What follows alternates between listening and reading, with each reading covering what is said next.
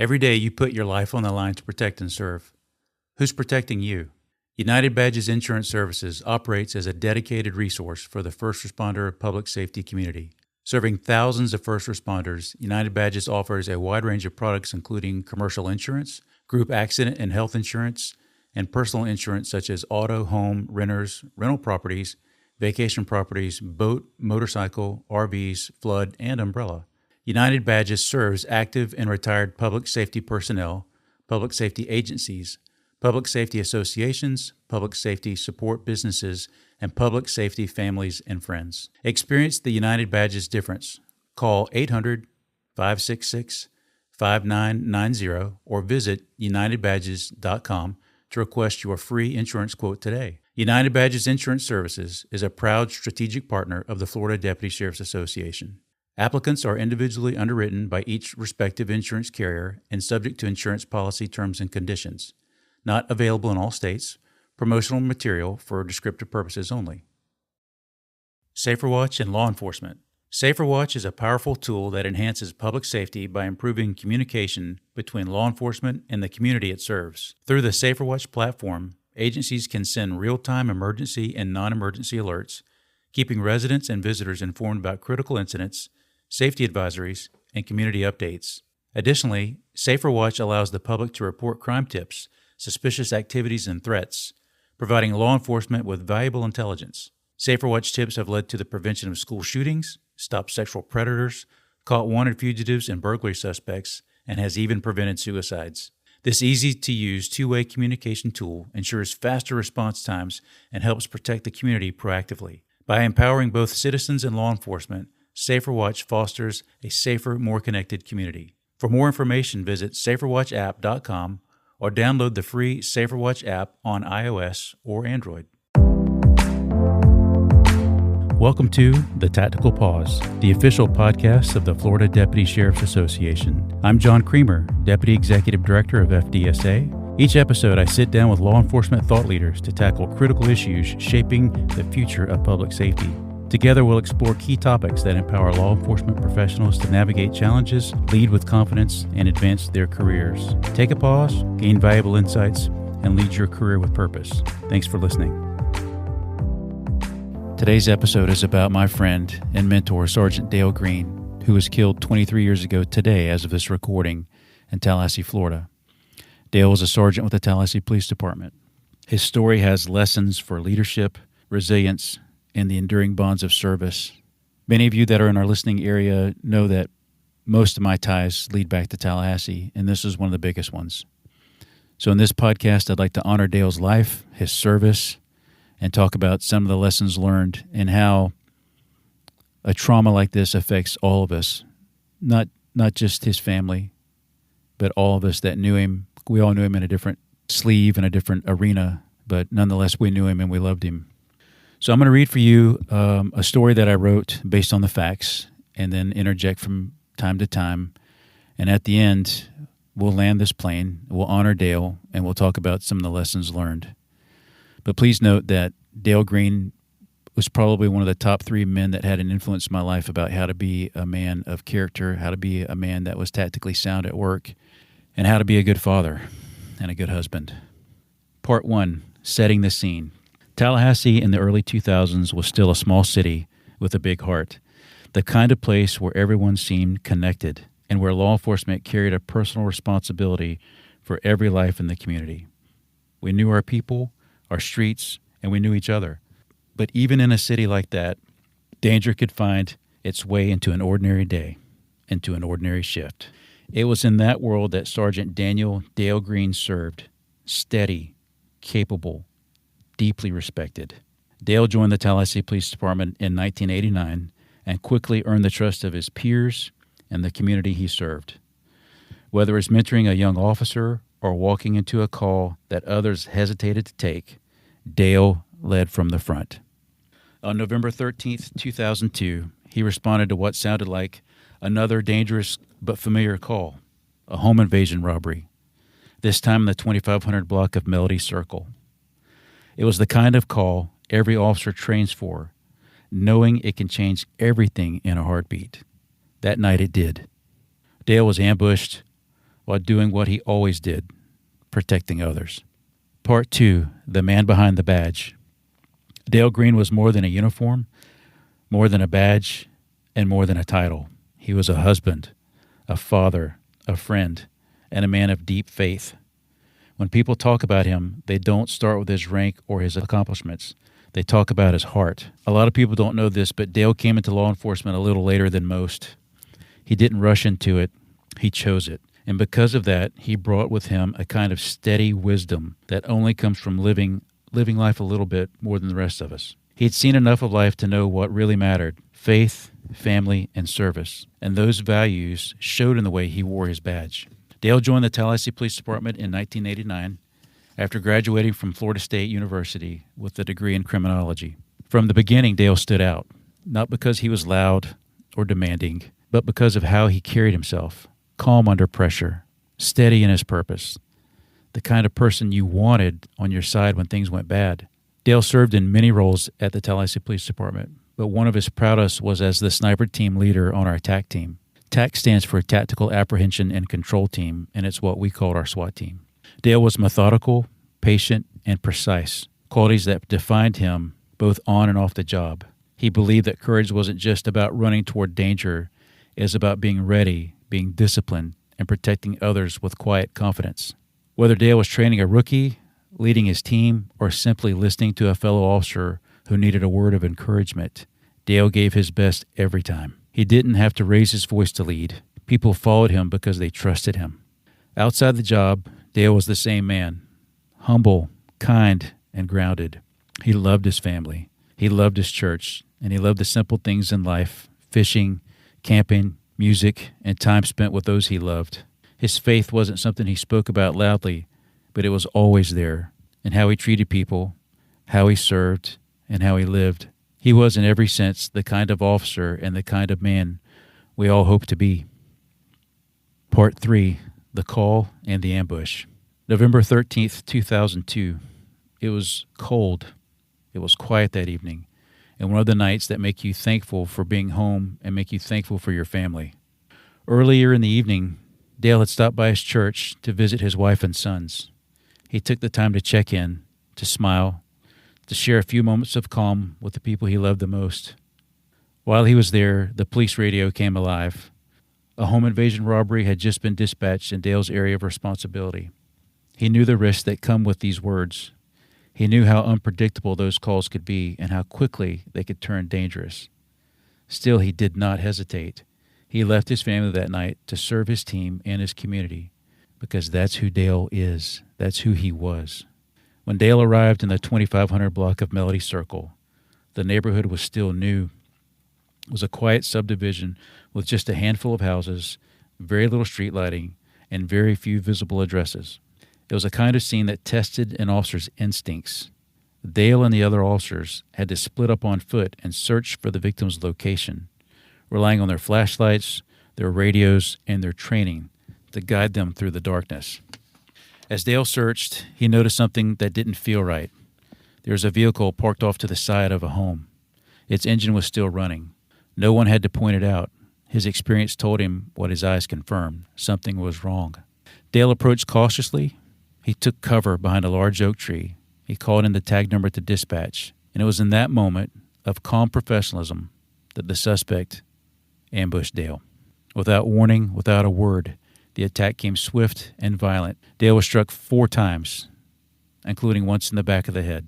Dale never had a chance to defend himself. The suspect fled, and what followed was one of the largest manhunts the city has ever seen. Officers from the Tallahassee Police Department, the Leon County Sheriff's Office, and the Florida Highway Patrol joined forces to track the suspect down. The pursuit ended miles away after a crash and a brief shootout. That night still echoes in the hearts of those of us who remember it. As I stated, the air was cold. That neighborhood was dim, and the sounds of sirens could be carried through the dark, a sound of heartbreak that still lingers 23 years later. Part 4, Justice and Aftermath. In the days that followed, the city of Tallahassee felt different. The air was heavy, and the silence spoke louder than words. News of Dale's death spread quickly, But for those of us who knew him, it didn't feel real. We weren't just grieving a fellow officer. We were grieving a friend, a leader, a man whose presence had anchored everyone around him. For his family, it was unimaginable. For his brothers and sisters in law enforcement, it was a wound that reached deep, a reminder that the badge we wear comes with a price that cannot be measured in words. The man responsible was taken into custody that same night, and the wheels of justice began to turn. Over the course of time, there were investigations, reports, courtroom procedures, all the formal processes that are supposed to bring closure. But in truth, justice can't always fill the emptiness that loss leaves behind. It can't replace the sound of a familiar voice, the weight of a friendship, or the calm that Dale carried into every room. Even after the trial ended and the verdict was handed down, there was no real sense of victory. Dale was gone, and the people who loved him were left trying to make sense of a world without him in it. His fellow officers went back to work because that's what we do. We lace up our boots, we put on our badge, and we keep going. We keep going. But nothing was the same. Roll call felt different. The hallways at the station were quieter. His name wasn't just remembered. Dale's name was felt. For the Green family and for all who knew him, that loss didn't fade with time. It became part of the story. A scar that reminds us of the cost of service and the strength that it takes to keep moving forward. Part 5, the trauma of loss, the price we all pay. Loss in law enforcement isn't confined to one moment. It ripples through lives, families, and departments for years. The night that Dale was killed didn't just end one life. It changed the course of countless others. It's not about any one person. It's about all of us. Just as Chaplain Kelly Burke, my dear friend, says very often that he thinks of Dale every night, every day. His family carries that ache too, a quiet, constant reminder of love and a reminder of absence. But there's another group whose pain is often unseen. Those who had boots on the ground that night. Those who remember the exact moment they received the phone call. Those who wish they could have been there to help. And all of us who will never see Dale again. I can tell you I remember exactly where I was. I was part of a specialized unit back then, and I had just gotten home for the evening. I served on the SWAT team with Dale, the TAC team, and I received a call from another teammate. The teammate called me and told me that Dale had been shot and was in critical condition at the Tallahassee Memorial Hospital, and I responded immediately. When I arrived at TMH, I was met by my teammate and a sergeant. They led me back to the trauma room where Dale was being treated. Guys, it was surreal. It was just surreal. For the first time ever, I saw Dale as fragile, vulnerable, not the unshakable presence I had always known him to be. A nurse asked me to pray over him as the medical staff prepared to turn off life-saving devices. I held my friend's still warm hand, covered in blood and dirt, and I prayed. I prayed deeply for him, for his wife, for his boys, for his daughter, and I prayed for all of us who loved him. And when the prayer was over, Dale was gone. There's no way to fully describe that moment. I've thought about it hundreds of times, thousands of times, and I still can't find the words that do it justice. I'll never know why I was the one chosen to be in that room. There were so many other officers, so many other friends of Dale, so many other peers that deserved to be in that room way more than I did. But I know this. It was the greatest honor of my life. This is the part of service we rarely talk about, the trauma that lingers long after the sirens fade, the quiet moments when the loss feels new again. But through it all, Dale's memory has been a constant reminder of why we serve, why we care for one another, and why we must keep healing together. Part 6, Leadership and Legacy. Years later, Sergeant Green's name still carries weight. A street near TPD headquarters now bears his name, Sergeant Dale Green Way. The Florida State University College of Criminology honors Dale every year, and in every November, the Tallahassee Police Department honors Dale as well. Chief Lawrence Revel once said, quote, "There really isn't a day that goes by that I don't remember him. For those who served with him, his memory is woven into the fabric of the department's culture, an example of courage and humility." End quote. Dale's legacy also lives on in lessons for all of us. Mentorship matters. faith and family are foundations, and no call is routine. Every moment in uniform is a decision to serve, often in the face of danger, always in the hope of making a difference. In closing, I'd ask you to take a moment and reflect. Dale Green's life mattered. His values, faith, family, and service still echo in the halls of TPD. He embodied what it means to be a protector, a leader, a man of character.